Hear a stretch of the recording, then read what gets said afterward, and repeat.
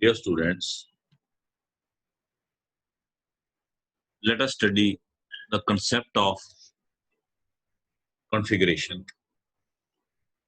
DL configuration and absolute configuration. That is, configuration means the arrangement of atoms or group of atoms around the chiral center.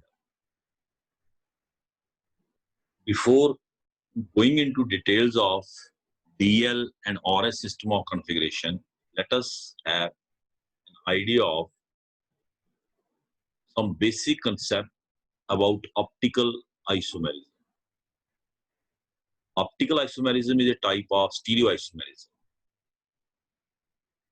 जैसा हमने पहले भी discuss किया है, if we take the example of our two hands, they are mirror images but non-superimposable.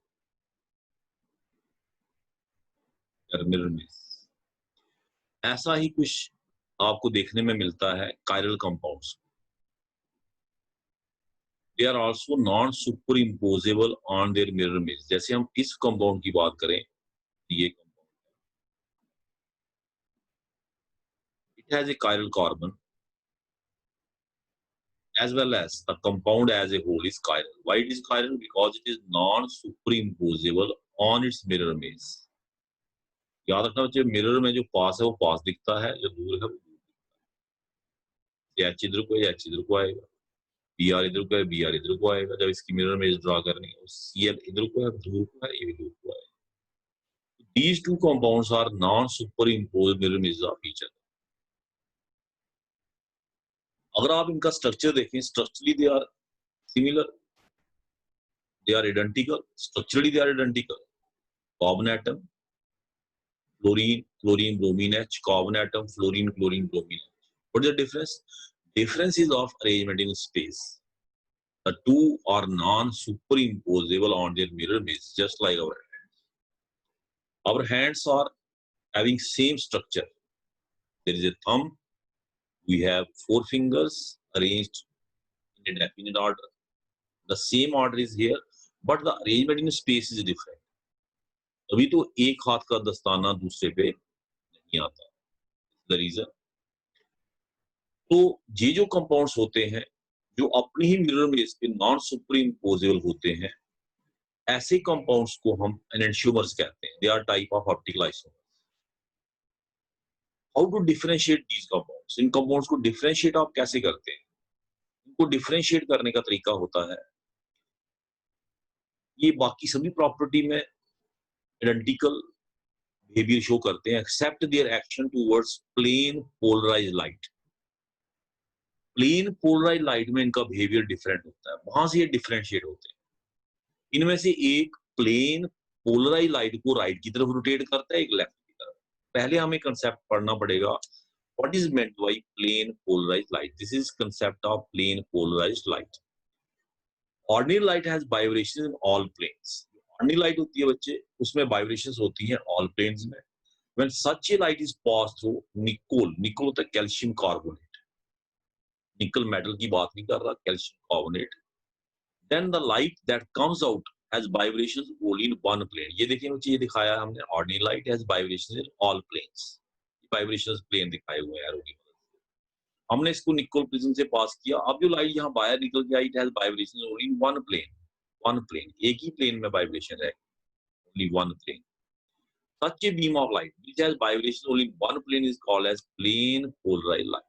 This is the concept of plane polar light. So these two substances can be distinguished by their behavior towards plane polarized light. Now, optical activity क्या होती है? There are certain substances whose solutions, when placed in the path of plane polar light, they rotate the plane of polarized light either towards right or towards left. This is the plane, vibrational plane जो light का है. इसको जो आपका substance है, हमने क्या करना, इस लाइट के रास्ते में सब्सटेंस को रख देना. जब ये लाइट इसमें से पास करेगी तो लाइट जब बाहर आएगी, अगर इसका प्लेन ऑफ पोलराइजेशन रोटेट नहीं हुआ है, इसका मतलब हमारा सब्सटेंस ऑप्टिकली इनएक्टिव है. लेकिन अगर ये रोटेट हो गया आइदर टुवर्ड्स राइट और टुवर्ड्स लेफ्ट, हमारा सब्सटेंस ऑप्टिकली एक्टिव है. In that case, कहता है कि there are certain substances whose solutions when placed in the path of plane polar light, they rotate the plane of polar light either towards right or towards left. Such substances which can rotate the plane of polar light are called optically active substances. And the property of substance to rotate the plane of polar light is called optical activity.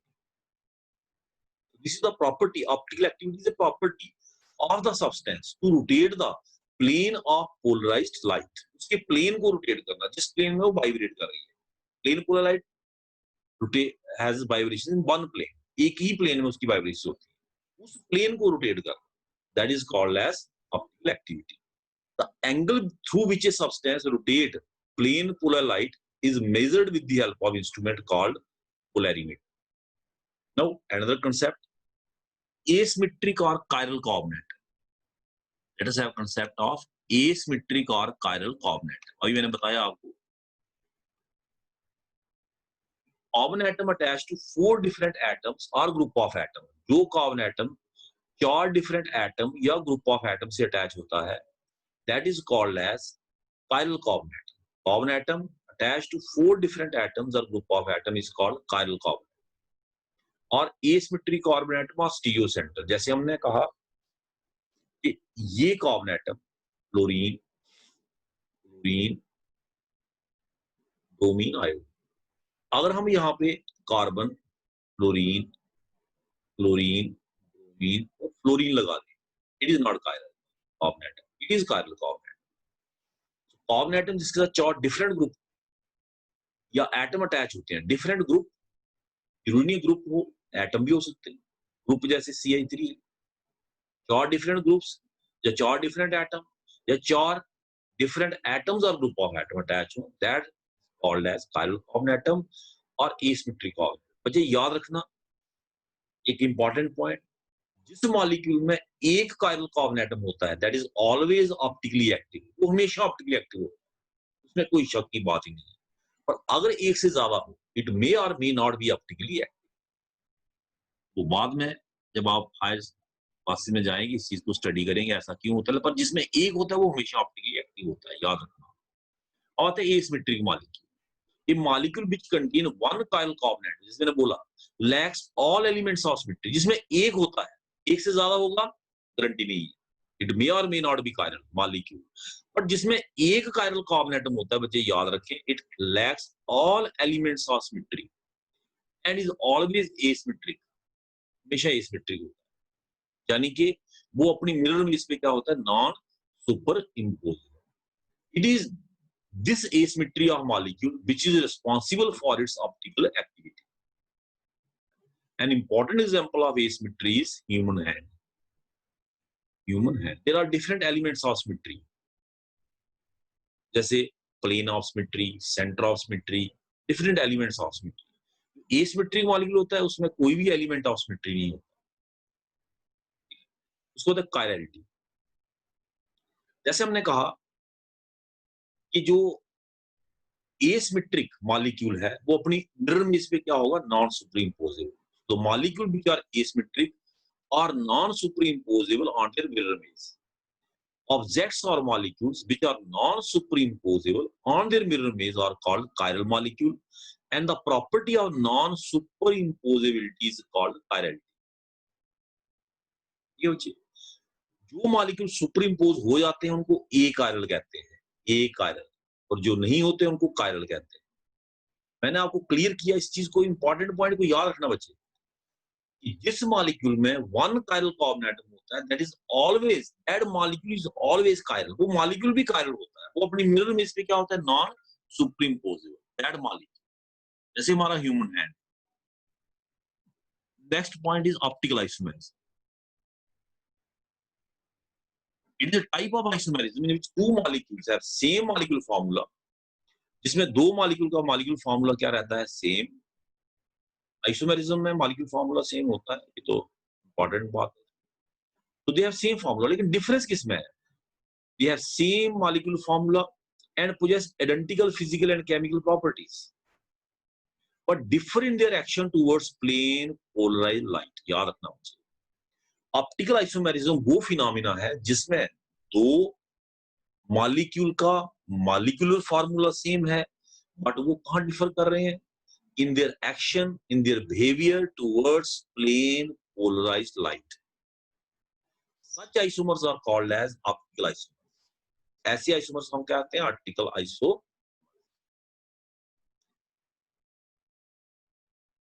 एक और चीज याद रखना बच्चे, इनकी physical और chemical property same होती है। They cannot be differentiated on the basis of physical and chemical properties. They can be differentiated on the basis of only their behavior towards plane polarized light. Enantiomerism.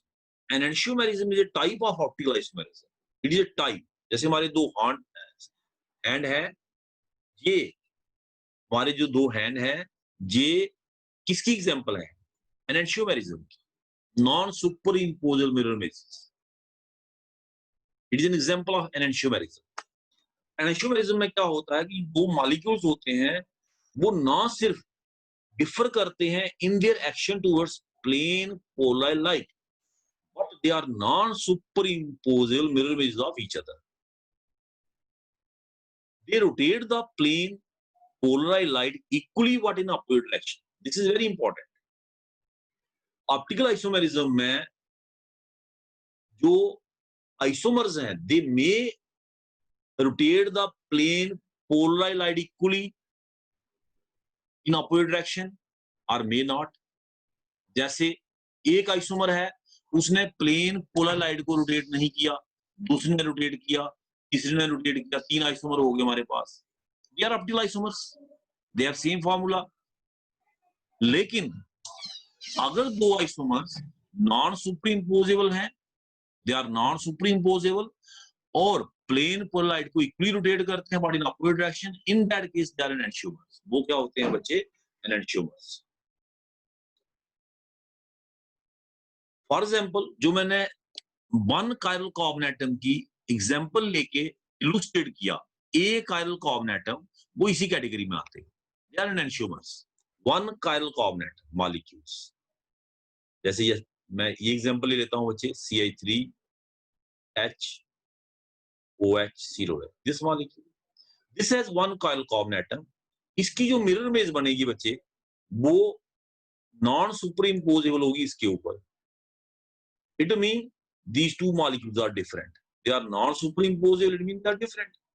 One will rotate the plane of polar light towards right and is called dextrorotatory, plus sign देते, and other towards left, that is called levo. एक और important बात, they rotate light equally but in opposite direction. ऐसे optical isomers को हम कहते हैं enantiomers, and phenomena is called as enantiomerism. So enantiomerism is a type of optical isomerism. It is a type of optical isomerism. It is a type of optical isomerism in which optical isomers rotate plane of polar light equally but in opposite direction. Such optical isomers are called enantiomers and phenomena is called enantiomerism. Enantiomers are in fact non-superimposable mirror images of each other. Enantiomer which rotate plane of polar light towards right is called dextrorotatory, and the enantiomer which rotates plane of polar light towards left is called levorotatory. This is very important. For example, ये example बच्चे यहाँ दी हुई है, यहाँ पे these are enantiomers. Next is racemic mixture. Simple है बच्चे, racemic mixture क्या है? जब आप दो एनेंशियोमर को इक्विमोलर प्रोपोर्शन में मिक्स करेंगे, जैसे एक मोल इसका लेंगे, एक मोल इसका मिक्स करेंगे, जो मिक्सचर बनेगी वो ऑप्टिकली इनएक्टिव होगी। क्यों? जैसे इसने +5 डिग्री रोटेट किया, सपोज इसने -5 डिग्री, एक ने राइट की तरफ, एक ने लेफ्ट। तो नेट रिजल्ट दोनों को बराबर मोड में मिक्स करेंगे तो नेट रोटेशन क्या होगी? 0। ऐसी मिक्सचर को हम कहते हैं racemic mixture. And equimolar, equal number of moles, mixture of two enantiomers is called racemic mixture. A racemic mixture is optically inactive because rotation caused by dextro is neutralized by the levo. इसकी rotation को इसने neutralise कर दिया। The process of conversion of one enantiomer into racemic mixture is called racemization.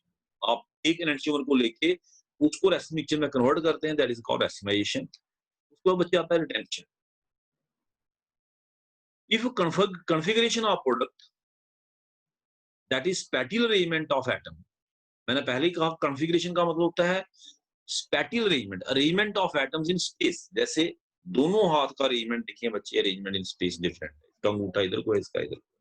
This is configuration. So if configuration of product is same as that of reactant, जब आप कोई reaction करते हैं, अगर प्रोडक्ट की कॉन्फ़िगरेशन सेम हो जैसे reactant की है, वो कैसे पॉसिबल है कि हम कायरल सेंटर को डिस्टर्ब ना करें।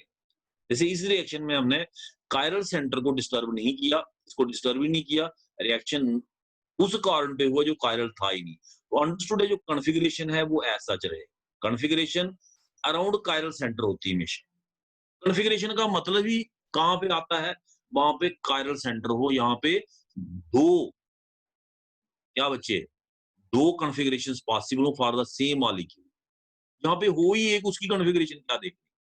जैसे इस मॉलिक्यूल की कॉन्फ़िगरेशन का मतलब है, because it has different spatial arrangement, it has different spatial arrangement.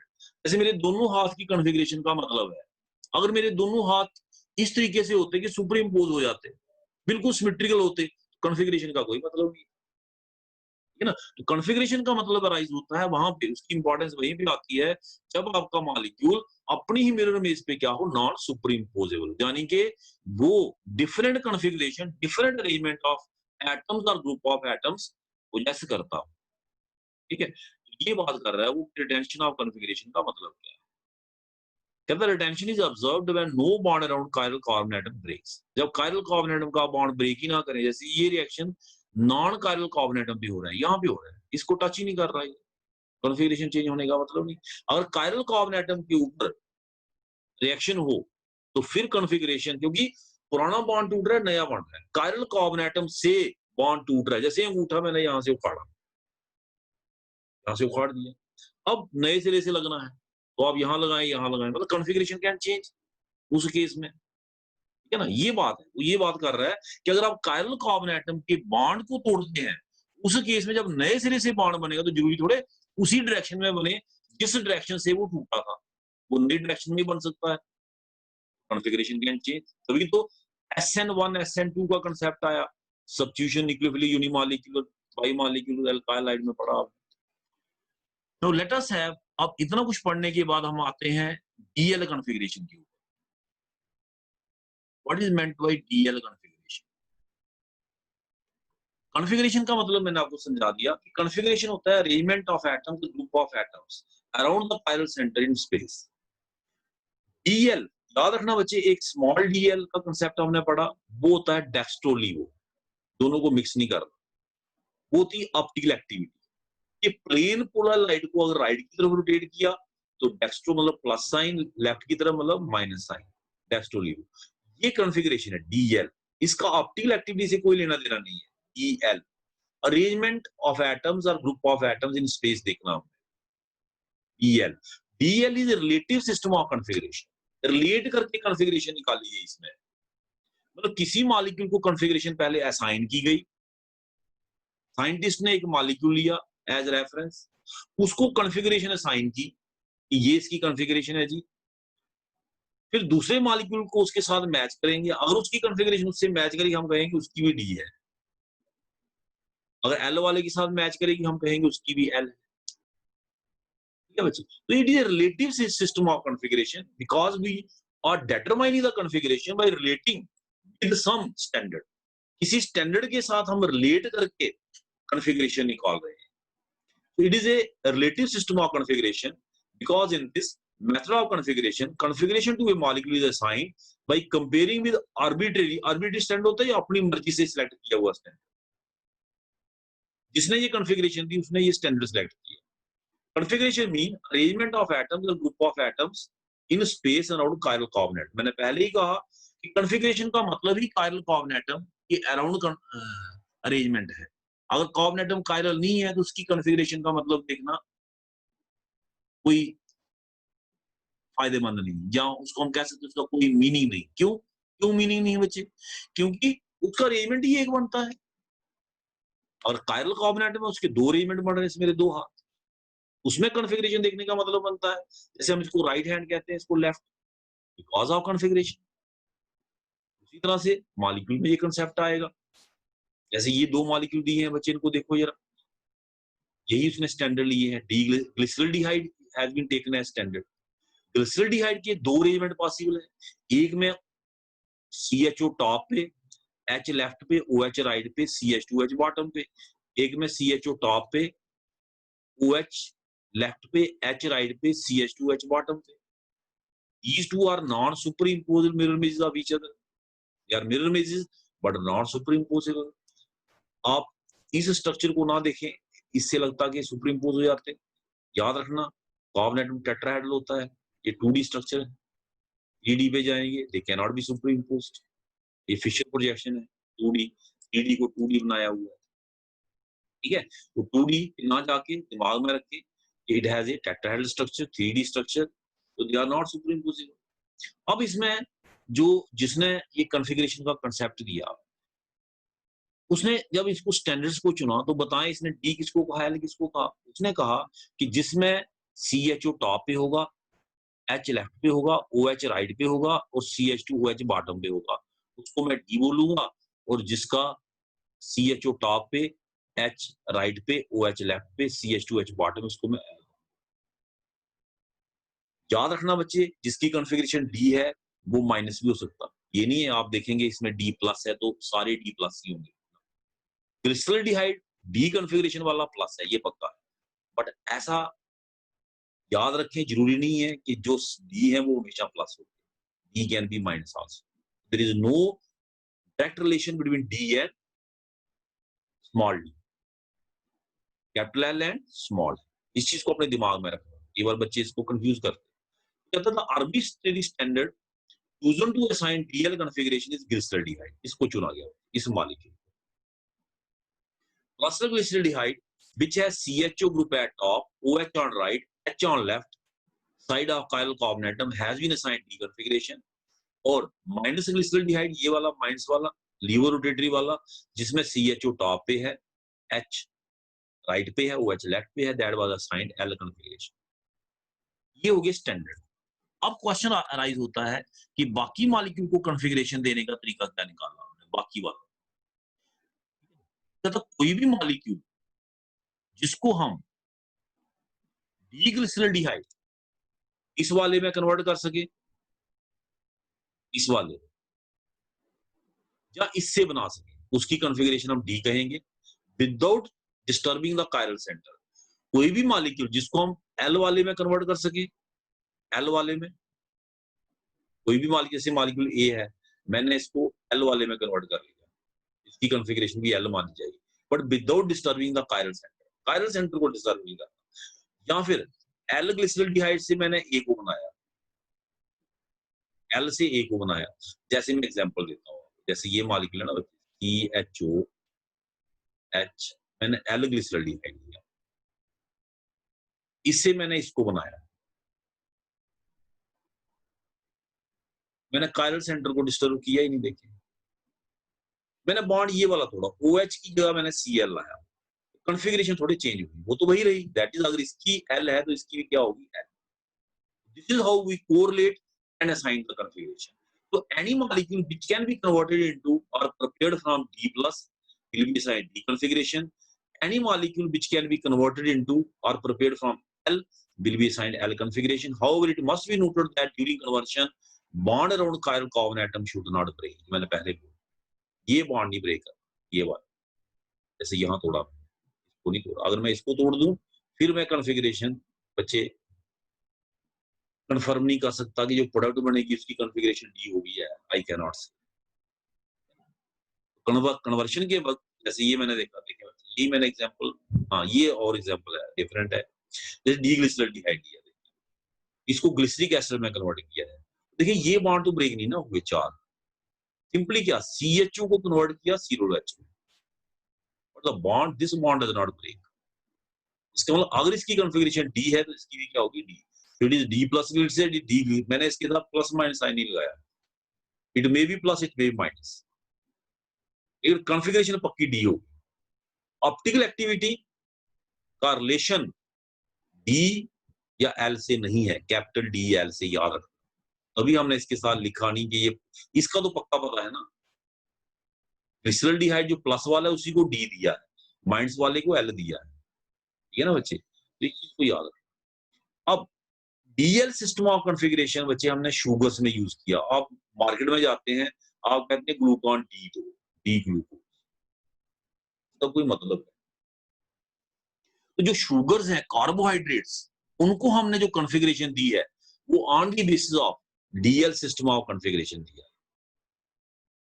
अब आपके दिमाग में आएगा कि उनको हम डीएल कैसे बोलते हैं? How we assign the configuration DL? जैसे मैं ग्लूकोज को ले लेता हूँ। This is glucose.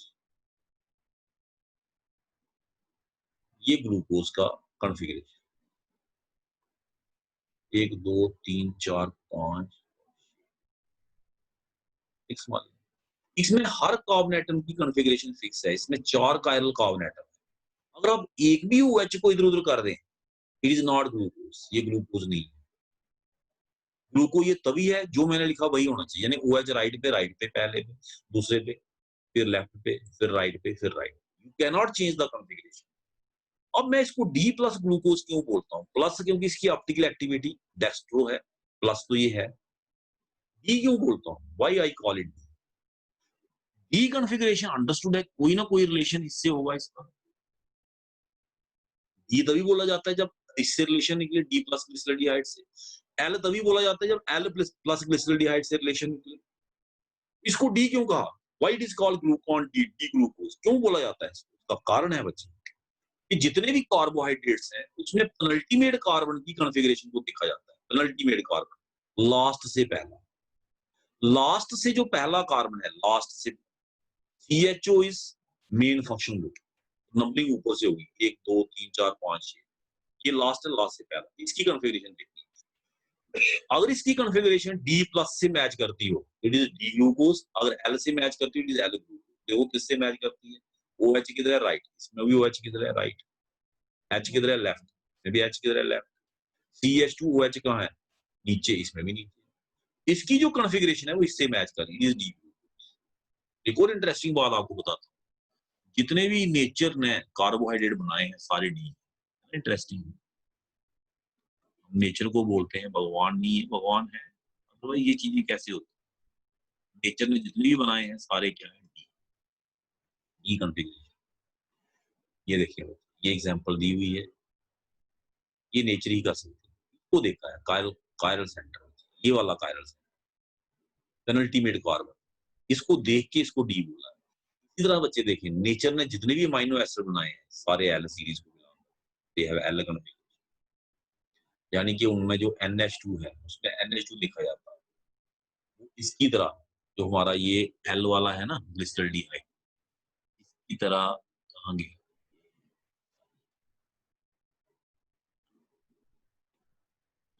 इसकी तरह यहाँ पे देखिए, OH किधर है? लेफ्ट की तरफ। इसमें भी NH2 किधर है? लेफ्ट की तरफ। This is very interesting. All natural amino acid, nature ने देखिए कैसे बनाया है इनको। All natural amino acid belong to L series, whereas all sugars belong to D series। Natural amino acid belong to. अब इसमें एक टॉपिक हमारा बचा, और है system of configuration, absolute system. Absolute मतलब डायरेक्ट, हमने किसी से कंपैरिजन नहीं करना, रूल्स देने हैं और डायरेक्ट मॉलिक्यूल लिख के उसकी कॉन्फ़िगरेशन दे देनी है। डीएल में हमने देखा कि we use the relative system. तो थैंक यू। होप आपको ये टॉपिक अंडरस्टैंड हुआ होगा, कॉन्फ़िगरेशन का कांसेप्ट।